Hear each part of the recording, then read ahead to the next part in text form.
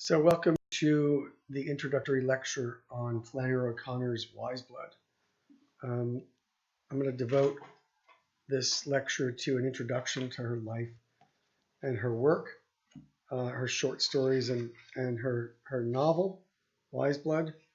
And I will discuss the essay that I um, uploaded onto Canvas that you should read. Her essay, The Nature and Aim of Fiction, the PDF file that I supplied to you. We will be using that essay as a launching point for your final essay assignment. So it's an important part of this. I'll explain a little more, but it's a framework by which we can. It's a set of clues, a set of strategies for reading any work of fiction, but especially hers. So I just want to give a little background on Flannery O'Connor, her writing. She was born in Savannah, Georgia in 1925, died in Milledgeville, Georgia in 1964 of lupus. Her father died of lupus as well. This is now a disease that can largely be controlled. It was not controllable back in the 60s, 50s and 60s, and so she succumbed to it at the age of 39 years old.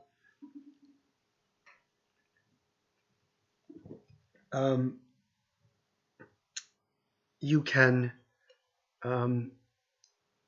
visit both homes. In Savannah, Georgia is right around the corner from the Catholic Cathedral in Savannah. And Milledgeville, her farm that she lived on that she named Andalusia, you can visit as well. Both places are very interesting to see, especially if you have an interest in Flannery O'Connor. I have more than an interest. I have a kind of, not really an obsession, but a deep love of her writing and her work. I think she's one of the great novelists, short story writers, and prose writers of the 20th century, especially in America. So you can visit the homes. They're very interesting to see, and you can learn a lot about Flannery O'Connor's life by visiting them. She was going to be a journalist and a cartoon writer. We still have a lot of her cartoons that she wrote for her newspaper, where she studied as an undergraduate in Georgia. They are wicked, funny, ironic, satirical. They're largely political cartoons and lampoons of people. She had an eye for recognizing weaknesses. As you'll see in these novels, these people are extremely damaged goods. She had an eye for this and could pick out aspects of a person's character and exaggerate them for the purposes of satire. She turned this gift to writing. After graduating, she went to the writer's workshop, the famous writer's workshop at the University of Iowa, and then lived in New York City for a while. She lived in a writer's haven of sorts called Yaddo, which Robert Lowell and a number of other very important American poets and writers lived there. They would be given fellowships where they could, in upstate New York, where they would live in these cottages and they would devote themselves to writing. So she was part of a community of writers. She wrote most of her short stories, however, on her farm in Milledgeville, Georgia, and Andalusia. She contracted lupus and had to go home. And so Wise Blood was largely written while in a state of health. Um, After that, the lupus kicked in, and she was not strong enough to live on her own. She lived with her mother, whom she called Regina, not mother. At the age of 7, she announced to her parents that she was not going to call them mother and father, but by their first names. A little insight into her character. The short stories, Wise Blood is her first great work of fiction, and the short stories come later. She's mostly known for the short stories, although the novel is great as well. Her subject matter is the South. She writes about Southern people. I think the region itself from the 50s and 60s has changed, of course. It's almost, I think, this idea of region of America, with so many people moving, especially to the South and to the Southwest, away from the Northeast, has created a shift in attitude. So perhaps some of her stories have a kind of faraway feel to them. I think in some pockets of the South you can still catch people like this. I grew up in central Pennsylvania, and I in the 60s and 70s, and I recognize some of these people even there. So you'll still find characters like this, I think. Although perhaps the idea of a southern freak, as she called them, might not be so apparent anymore. She wrote about the South because she believed that she should write about the things she knows, and what she knew was the gestures and the customs and the attitudes and the beliefs and the ways of living, the whole culture of the South, of that particular area of the South. So she begins her novels begin with the concrete, and this isn't just her own attitude. This is what we'll see in this essay, The Nature and Aim of Fiction, that fiction deals with concrete things, with real things, real actions, real behaviors. It points to something beyond that. But if you can't make something realizable, believable, have flesh and blood, do things that make sense and are intelligible in some way, if you can't imagine them, you don't have fiction. You don't have good fiction. So the flesh and blood, the character themselves, a real condition and situation, is the ground for good fiction writing. So she knew the South. Didn't make sense for her to write about anything else. This is true, by the way, of all works of literature. It tends to be local. I'll give you an example of something like this. Let me just step back. Because through that particular and local setting, that is the way to get to universal truths about human nature. Right? I'll give an example and I'll try to explain it. So, a fiction writer named Chaim Potok, also one of my favorites from the 20th century, was a pious Jewish boy living in Brooklyn. I think it was Brooklyn, might have been the Bronx, growing up in the 40s and 50s. And he would spend his afternoons in the library doing his science work and his math and his literature. And he would get done with his studies, and he would go off into the stacks and find novels. And he just found something off the shelf, a novel by Evelyn Waugh called Brideshead Revisited, which was a good choice. It happens to be one of the great novels of English literature in the 20th century. but it's a Catholic novel about English Catholics, which is a very rare thing, as a rule anyway. But he walked up to the librarian and said, "Is this an adult book?" And she said, "Oh, it's a very adult book."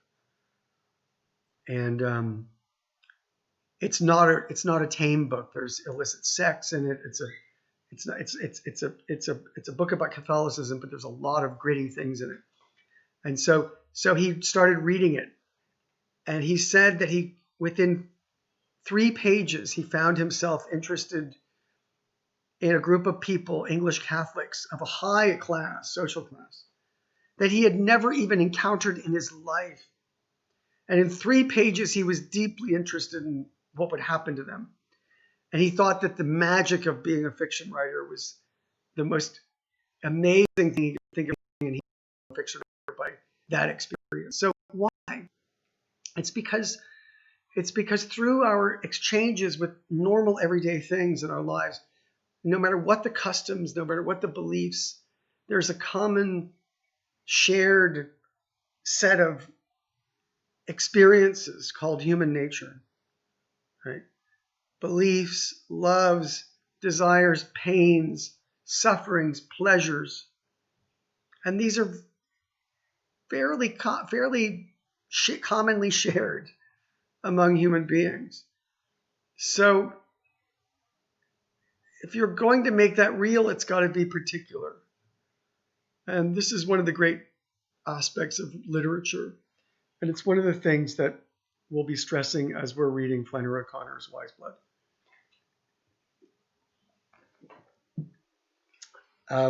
So the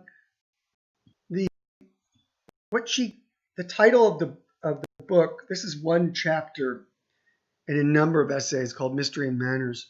Manners refers to all of the behaviors and activities and mores that one would expect of a Southerner in the 50s and mid-50s, late 50s, early 60s, right?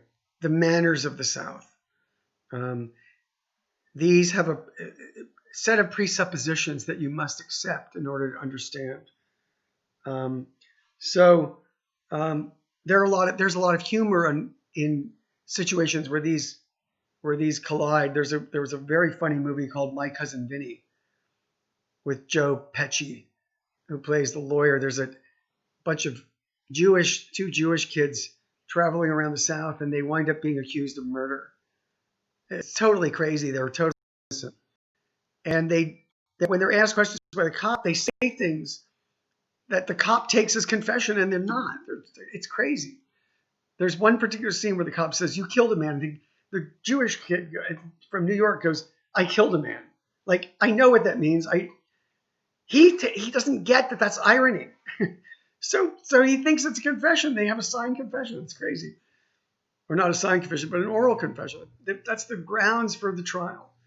So the whole film is based upon this collision of cultures. So you've got to recognize these things, and I think they're fairly recognizable. It's not a mystery.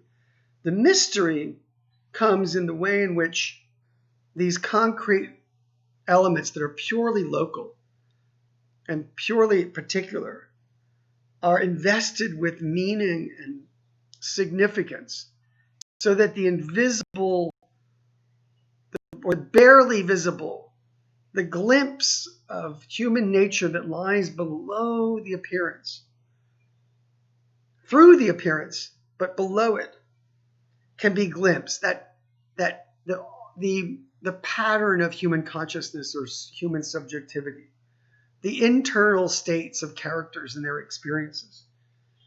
So fiction presents concrete actions, that words, dialogue, landscape, that point to a hidden meaning. And it's that hidden meaning where all of the action really takes place.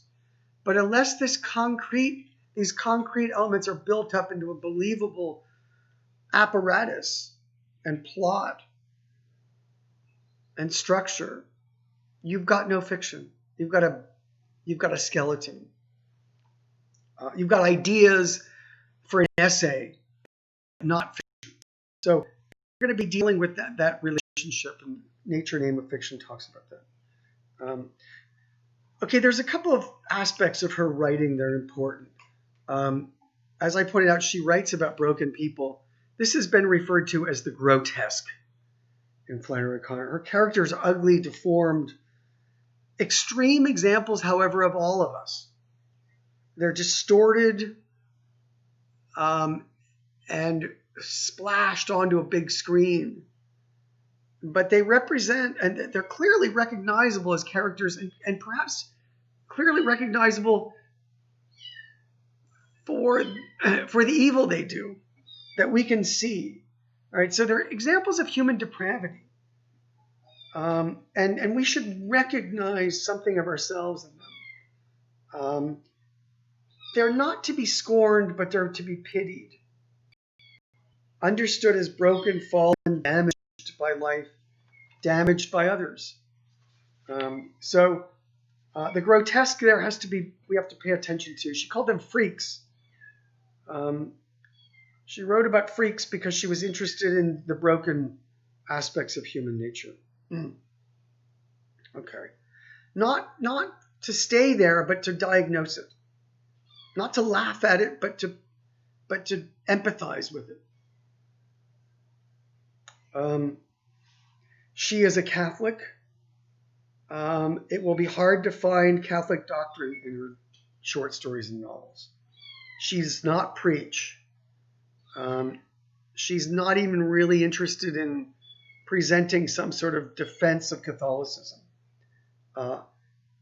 She's not moralistic, although there is a moral element to the structure of the novels and the short stories. The elements of Catholicism that hold the fiction together are really on the margins, and almost very difficult to detect. But they're there. All right. So some people read Flannery O'Connor and have no idea, just have no idea. So she was misunderstood by a lot of her fellow Catholics at the time when she was alive. Got all kinds of funny letters and things that people tried to tell her how to write better, and she just ignored them. She knew what she was about. So the grotesque, the Catholic elements, really very much on the margins. Another aspect that you'll notice these are grotesque characters. There's a lot of violence in her short stories. Almost every one of them winds up in a violent death. Why? Well, she thought that the situation of danger and violence was the place that exposed the human character. She said it's the only, in those conditions, you realize what you are, and it's the only thing you're going to take into eternity with you. You're caught off guard, and so you have to fend without any of the, stripped away of any of the accoutrements of life. You're on your own. You're face to face with yourself. And who you are comes out. So the character of the person is revealed in these situations. That's why she found them so useful in her writing. I have my essay that I uploaded for you on Flannery O'Connor. I talk about violence, its relationship to the grotesque, and then because she's a Catholic, what this means in terms of the fallen brokenness of human nature, which a Catholic would call, and a Christian would call sin. Right? We shouldn't think of this idea of sin in a kind of you're sinning, but what happens when you do something that goes against your nature and it hurts you, right? So she says this is my analysis of this. The extreme situation is located. This is on page 248 of my essay. The extreme situation is location in which the grotesque encounters grace in O'Connor's short stories. So it's the broken human being encountering its medicine, which is paradoxically violent. The reason is stated by O'Connor in this book, Mystery Manners, by way of introduction to a public reading of a short story called A Good Man's Hard to Find. It ends up in the brutal death of a whole family. Violence is a force which can be used for good or evil, and among other things taken by it is the kingdom of heaven. But regardless of what can be taken by it, the man in the violent situation reveals those qualities least dispensable in his personality, those qualities which are all he will have to take into eternity with him. So that's a quotation from O'Connor. In O'Connor's short stories and the novels, The Wise Blood, the grotesque is the shape of the soul in pursuit of an idol of its own making, the human will obsessed with a limited good as an absolute value, is thereby revealed in the grotesque gesture. So the person seeking some absolute meaning in some small thing, that's going to always lead to violence. The grotesque, revelatory of the inner motions of the soul, is the shape of action formed by habit and set in a cast of mind. As such, the grotesque marks out the space occupied by sin. The encounter with grace is represented through a vision of the sublime which suspends thought and action. Usually this occurs as a moment of darkness. The grotesque traces the contours of a soul made crooked by a will bent in all-consuming appetite. These characters are serious, that we'll see. Wounded as they are, they still want it all. That, for O'Connor, is a form of integrity. So we already see a strange form of her religiosity, in which I think she doesn't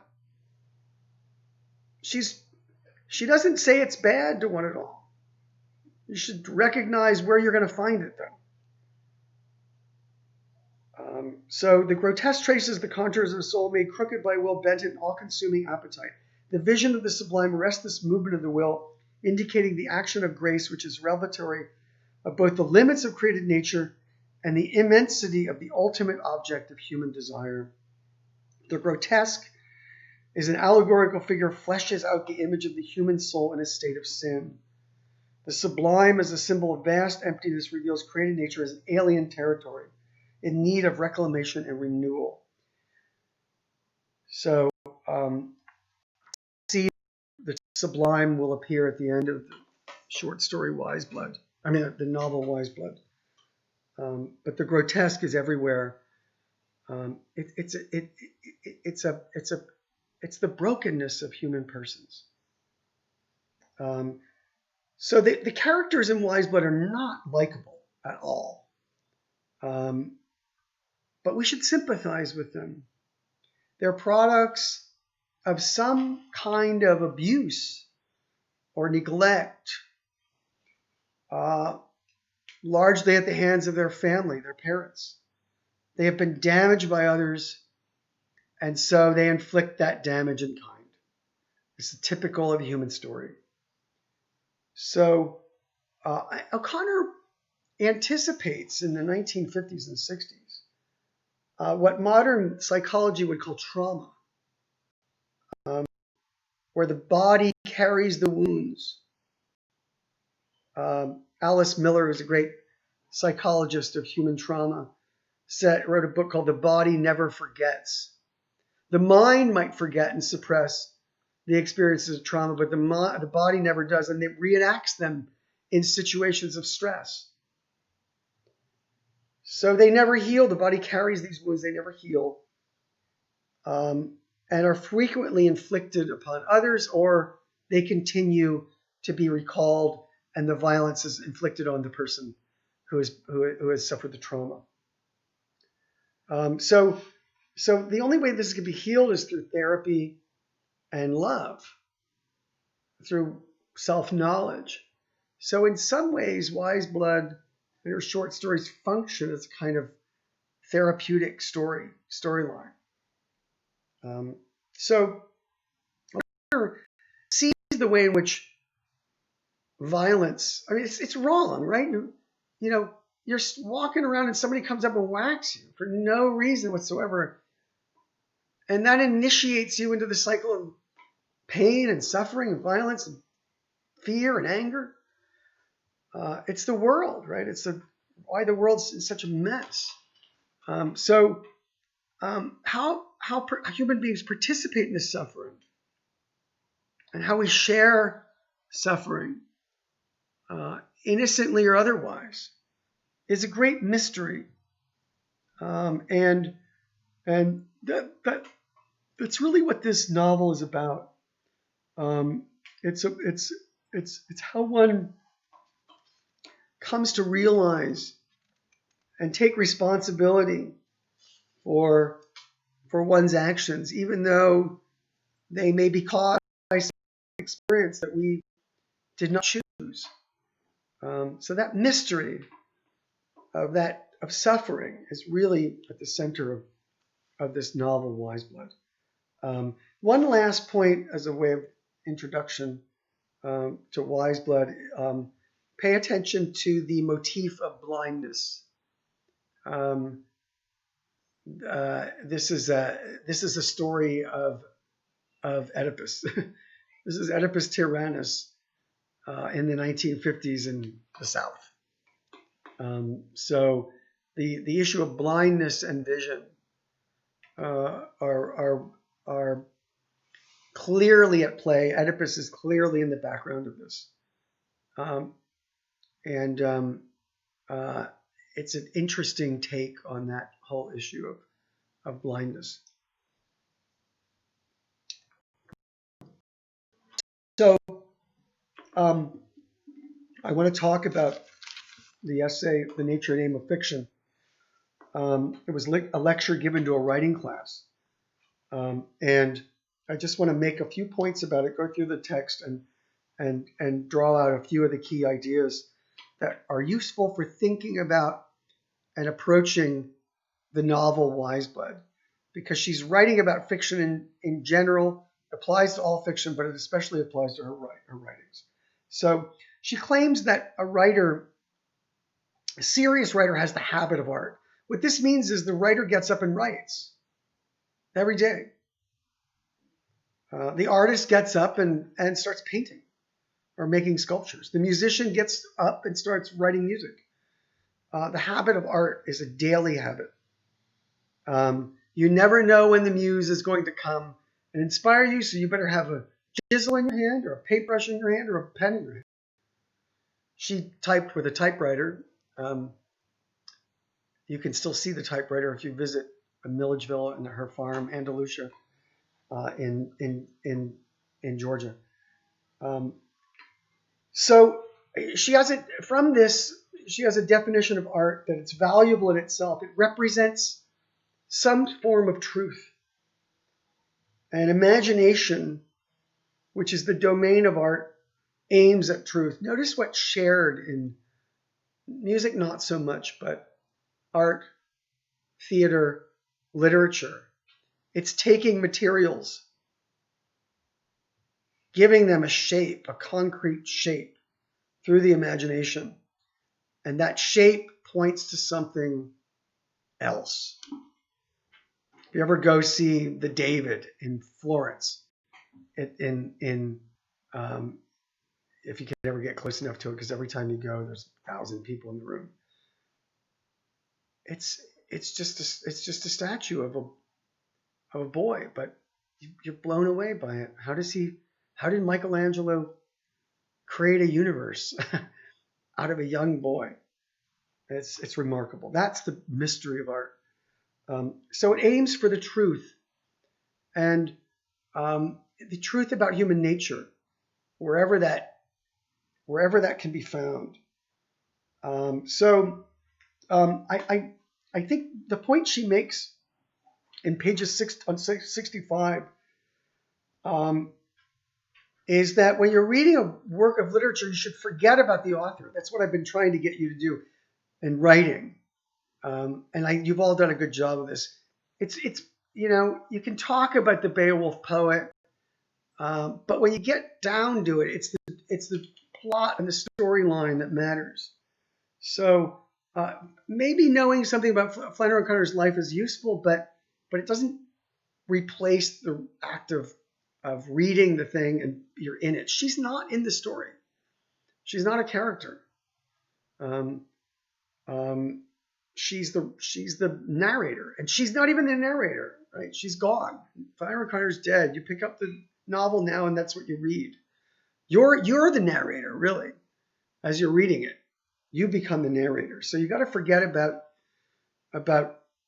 the author and the reader and just stick with what's happening. I've been trying to train you to do that, and you've been doing a good job of that. So reading and writing are concerned with the good of the thing made. Everything else is extraneous. So she's concerned with fiction in this essay, and she says the story grows out of the material organically. And every story has a different form. And the only way you ever notice that when you're reading a novel or a short story, it takes a page or two to get going, paragraph or two to get going. And then once you're in, you got to like get with the pace. Oh, and then you're in it. If you're in it, if the novel or the short story is interesting enough, it captures you. Right? But the first couple of pages, what's going on? Who is that? Right? It's amazing the way great works of literature draw you in and suck you in that quickly. But that's what's going on there. You're catching the form as you're reading it. And so each work of literature, you have to throw out expectations of, there are certain expectations in genre fiction writing. But each work of fiction is different. So you have to accept the terms that the writer has. If it's great, it'll carry you along. If it's not, you'll throw the book down and say that stank, and I'm not doing that again.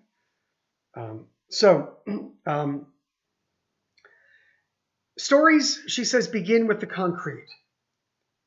And that's because she says human knowledge begins with the senses. Fiction writer begins where perception begins. So all of our ideas come out of images, come out of experiences, come out of the five senses. She says fiction is in touch with matter at page 68. See if I can find this.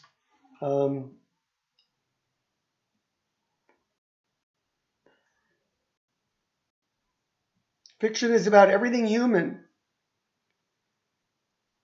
All right, I'll stop. I'll go a little further up.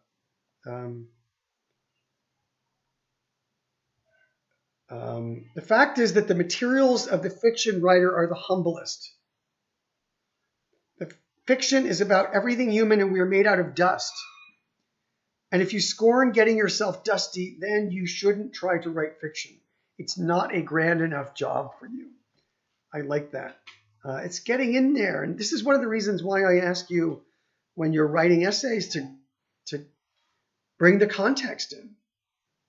These ideas don't make sense divorced from the context of the action. So the situation matters.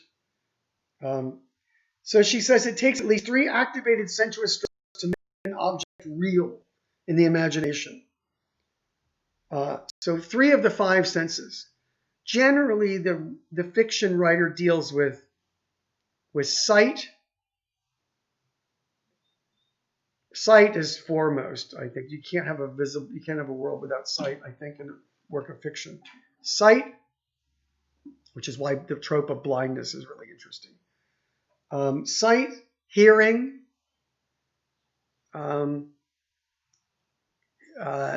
touching, feel, right?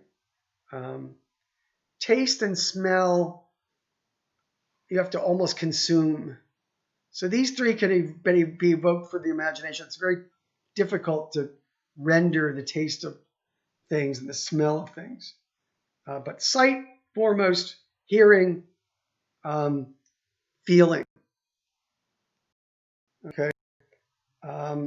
So um, she says at 69 to 70, this example of Flaubert, Gustave Flaubert is one of the great 20th, 19th century French writers, probably the greatest.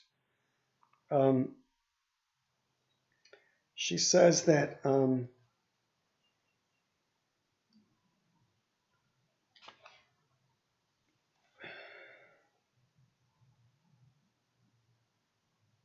I can find this.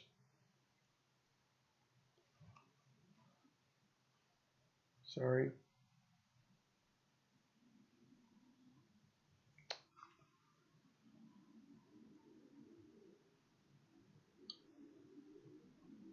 Can't see why I can find this. So she quotes from Madame Bovary, talking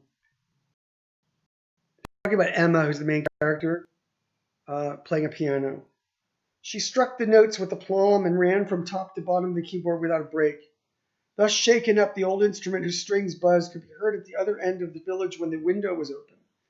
And often the bailiff's clerk, passing along the high road bareheaded in list slippers, stopped to listen, his sheet of paper in his hand. The more you look at a sentence like that, the more you can learn from it. At one end of it, we are with Emma and this very solid instrument whose strings buzzed. And at the other end of it, we are across the village with this very concrete clerk and his list slippers. We don't know what's going to happen to Emma. She says, it's always necessary to remember that the fiction writer is much less immediately concerned with grand ideas and bristling emotions than he is with putting list slippers on clerks. It has to be believable. Then you can get to ideas.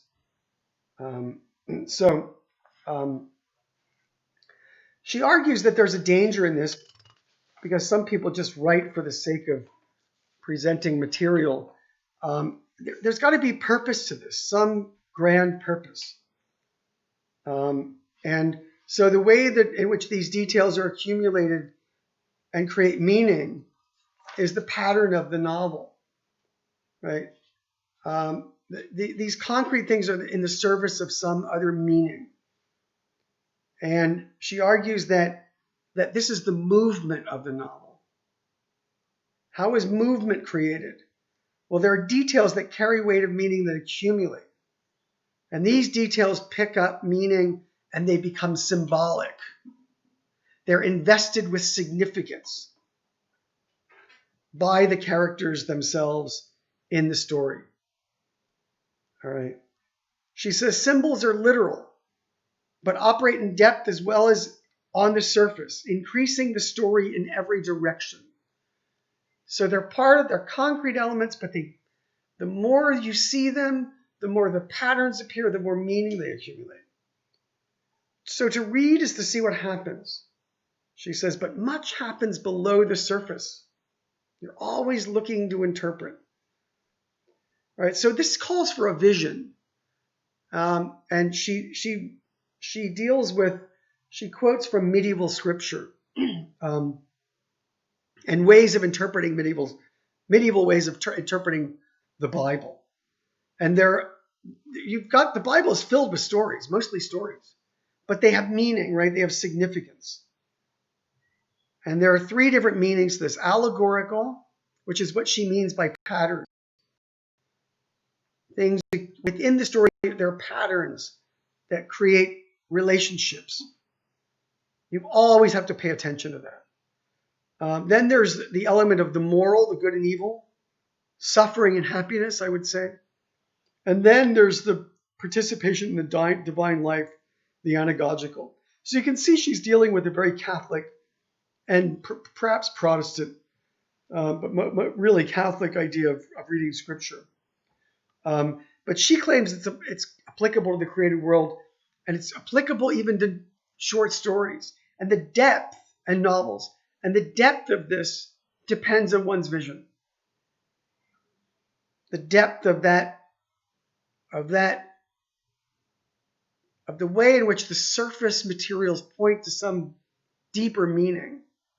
That hinges upon the novelist and the story writer, and there's no answer to that, but read it and try to figure out what's going on in it. There's no formula. There's a pattern here that she says, but no formula.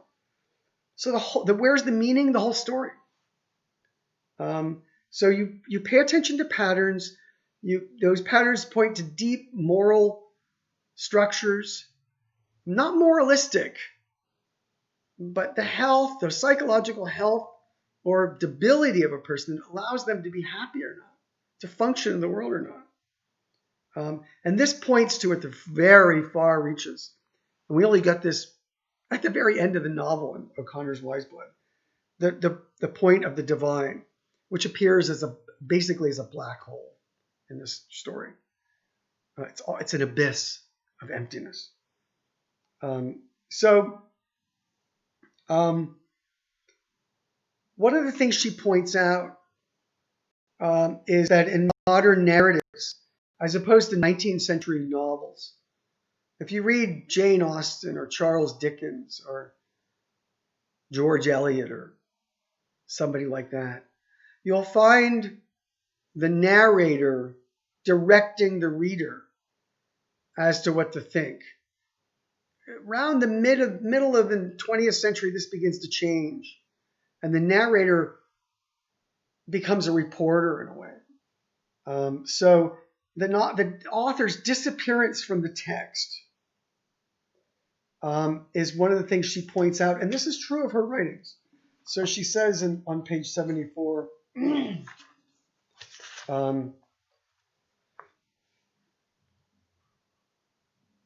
the reader is on his own, floundering around in the thoughts of various unsavory characters. He finds himself in the middle of a world apparently without comment. Yeah, the sense that you're going to have to do a lot of work on this, of trying to figure out what the characters are up to. That's one of the aspects of modern fiction. She says that the novel on 75 is a piece of fiction, must be very much a self-contained dramatic unit. If it's not in the drama of the novel, you can't make it work by bringing other things in. That's a failure of the novel to not make itself clear. She says you can't make an inadequate dramatic action complete by putting a statement of meaning on the end of it or in the middle of it or at the beginning of it. 76, page 76. It means that when you write fiction, you are speaking with character and act about character in action. The writer's moral sense must coincide with his dramatic sense. So we get novels that are preachy and moralistic and shaking their finger at us when the characters are not fully realized, when what they do is not intelligible, when the source of their motives are not clear. Now you can go too far in this. So the question is, what's the balancing act? So that's the novelist. That's up to the novelist to make the reader aware of those things. Okay, so she says that she goes on to say there's never really anything new to say. Fiction is concerned with finding a new way to say it. Every work of art is unique and requires fresh attention. So that new approach to something old is where art comes into play. It all was said in the Odyssey anyway, wasn't it? In the Iliad and the Odyssey. It's just spinning out new ideas of suffering, new ways of thinking about it, and forms of representing it. She argues that the difference between a short story and a novel is that in a short story, meaning has to be accumulated very quickly because a short story lasts 15 to 20 pages. This novel, Wise Blood, is almost over 200 pages long, so she can go more slowly. I think she got tired of writing novels and started writing short stories. She claimed that the novel, your hair falls out and your teeth decay, and that was really true about her, largely because of her disease, lupus. She made fun of herself that way. But, the novel takes a lot of you to get rid of she'd like to get through the pain as quickly as possible. So she turned to short story writing. She just happened to be one of the greatest short story writers of the 20th century. Brilliant, really brilliant. So a couple of other things. Fiction is not an escape from, but a plunge into reality. When you encounter great fiction, you're always made aware of the reality of things in ways that experience can't teach you, or that it confirms your own experience. I'm grateful to find a novelist who is able to represent something I couldn't articulate, but has represented it in a work of fiction. I feel nothing but gratitude for that. So it's a plunge into reality. It shows you something about existence. I've been reading a couple of novels recently. I've been starting to read French Catholic novelist Bernanos, and now Francois Mauriac. Bernanos happened to be one of the great influences on Flannery O'Connor. I never read him. I read one of his novels, but I never read his early novels. I can see now where O'Connor gets her dramatic sense from. So if you like O'Connor, you should read George Bernanos. Especially, you should read Diary of a Country Priest, a novel called Under the Sun of Satan. Magnificent. So a plunge into reality. She also says that the fiction writer is filled with hope, even if the subject matter is dismal and tragic. She says on page 78, and this is a dismal novel. People without not only don't write novels, but what is more to the point, they don't read them. They don't take long looks at anything because they lack the courage. The way to despair is to refuse to have any kind of experience. And the novel, of course, is a way to have experience. The lady who only read books that improved her mind was taking a safe course and a hopeless one. I think you have to have a bit of courage to read these novels because it shows the suffering of human nature and how we participate in it. She also says that the one who is willing to have its sense of mystery deepened by contact with reality, and its sense of reality deepened by contact with mystery. So there's always the mysterious elements in a great novel that escape little formulas. And to keep tension between reality and mystery, between what's intelligible and what's unintelligible, between what's contained and what's uncontained. That's human life.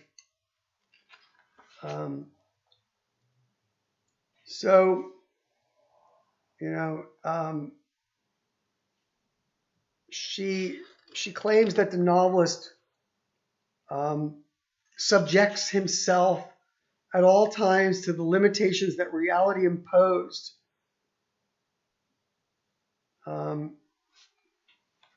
She says that the great novelist is interested in rendering justice to the visible universe. Justice to the visible universe because it suggested an invisible one. And the way to that is to be reflective and to think about one's own limitations in the world and to represent them and to read them into the world, into the writing. So what's necessary in reading fiction is kind of recognition.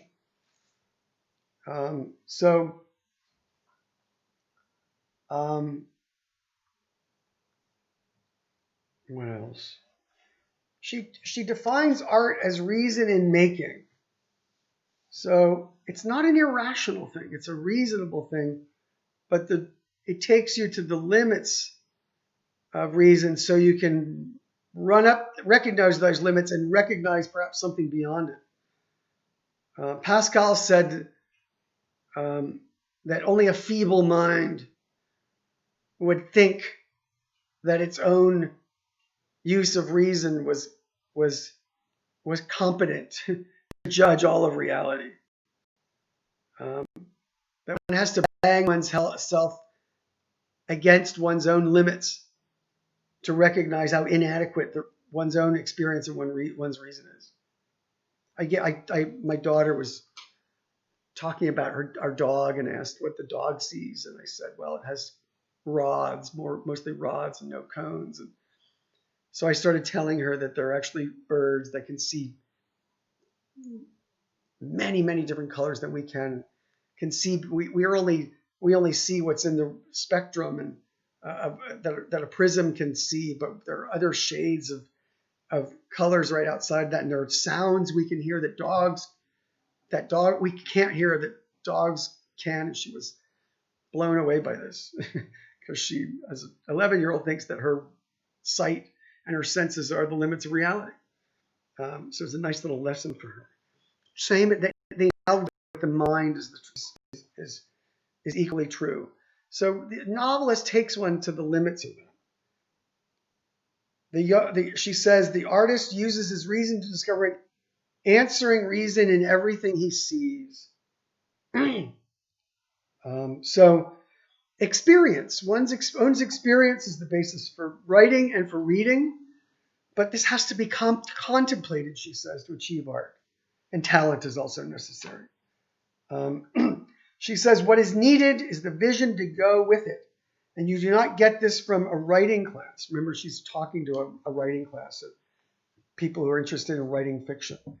So the key point to think about in applying this to the reading of Wise Blood is to look for concrete elements that become meaningful and try to see through those concrete elements to meaning. She's not going to have some hidden meaning outside of that. She means what she says. She deals with the literal, and those literal things, if they're working properly, become symbolic through accumulation of meaning. So that's what you should be looking for as you're reading Flannery O'Connor's Wise Blood. Okay, next lecture will be on O'Connor's Wise Blood.